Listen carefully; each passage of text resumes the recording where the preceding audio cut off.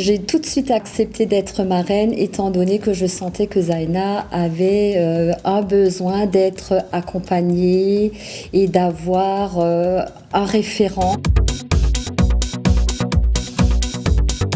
Mon expérience de parrainage m'a amenée à avoir confiance en moi et cela me permet d'être moins craintive.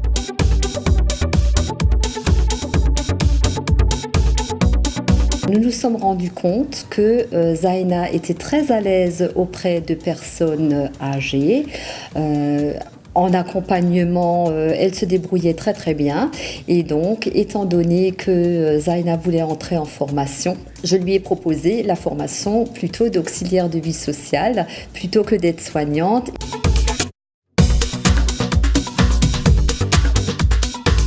Nous nous rencontrons régulièrement ou même des fois juste par téléphone. On se parle tout le temps, on s'appelle au téléphone, des fois je viens ici.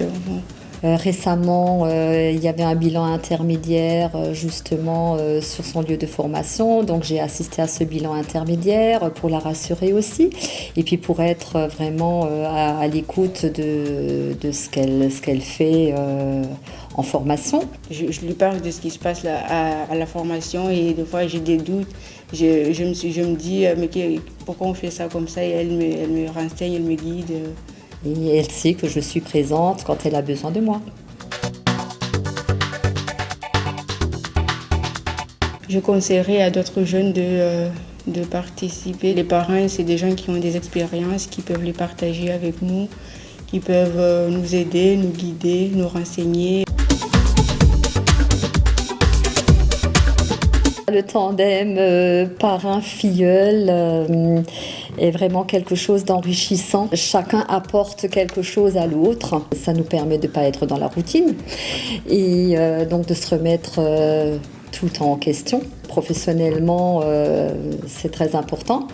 Et si je peux conseiller le parrainage à quelqu'un, c'est vraiment, il faut y aller, il faut se mettre en relation aussi avec la mission locale parce qu'il y a beaucoup de jeunes qui galèrent un petit peu et qui ont besoin justement de professionnels pour être accompagnés au plus juste.